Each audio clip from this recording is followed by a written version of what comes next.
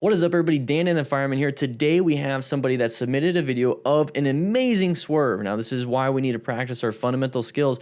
But here's one thing that I did notice is this was amazing situational awareness that plays into it, because if you can't see what the hazard is, you're not going to be able to avoid the hazard. So we're going to go ahead and go over this video, and we're going to talk about being a smart rider, because this is part of the smart rider principles, and learn from it. So let's go ahead and watch.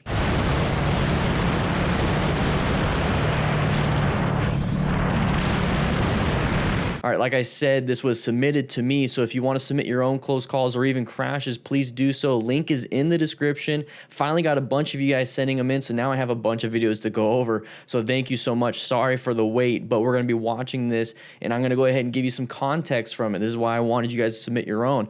So he said it's a 50-mile-per-hour road. He was going around 52 miles per hour, which it shows right there, and I noticed a car waiting at a stop sign. Figured she would pull out in front of me, so I was prepared to swerve, since braking would have been pointless at that high rate of speed. So that right there, he knows what he's able to do. He knows what his bike is capable of doing, and he knew in this situation, even with good situational awareness and fundamental skills, swerving would have been the best option. So this is why you practice your swerving and braking, so you know what you can do or can't do. We do have those resources in the description. DDFMcrew.com is basically the main place.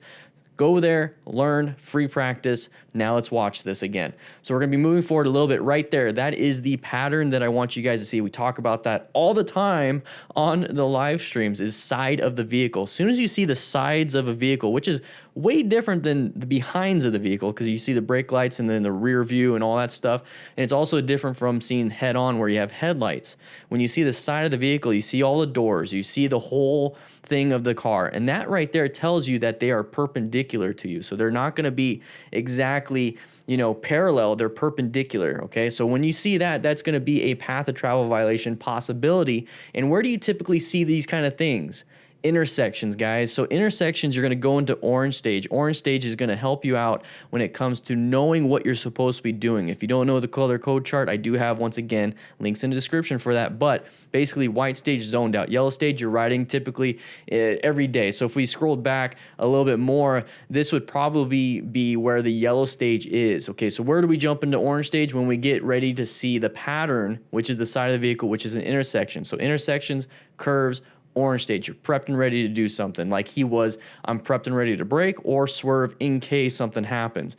Red stage is when you actually do that, okay? So let's go to when he does the red stage. So right there, as soon as he moved, he just knew I couldn't stop. There's not enough total stopping distance. This is not a good situation. I have to use the nimbleness of the bike. Got to do what I got to do. Double yellow, doesn't matter. Nobody's coming this way. That's my escape path. I'm going to swerve into that, but he saw it way ahead of time, and that's going to be the biggest thing here.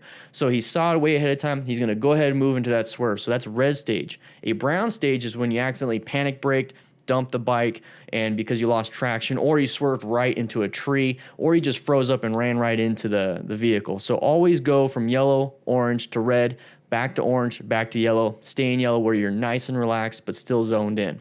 So right here he's going to swerve, and why do you think maybe that car saw him now? Presentation right here. So movement, getting yourself seen that way. And that's why I always tell you guys to present yourself just a little bit, not like crazy, just a little bit of a movement before an intersection, so the vehicle will be like, oh, there's something moving there. I got you.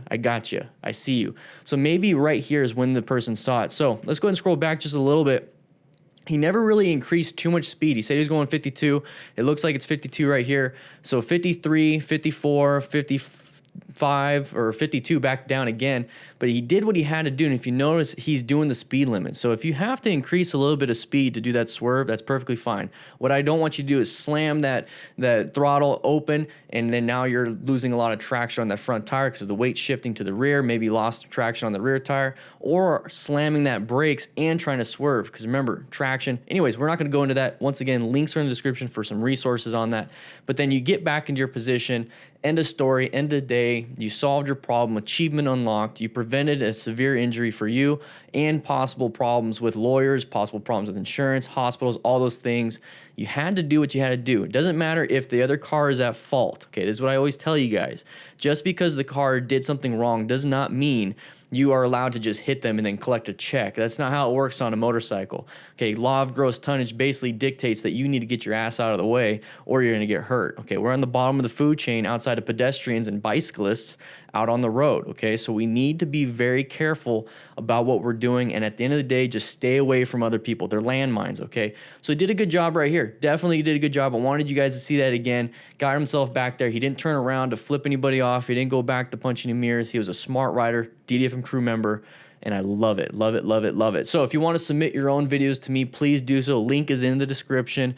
Join the Discord. It's absolutely free. Become a member today. Subscribe, all those cool things. But with that said, I hope you guys ride safe, be safe, practice your swerves, practice everything so that you can do something like this if it ever arises, and be responsible for your own safety.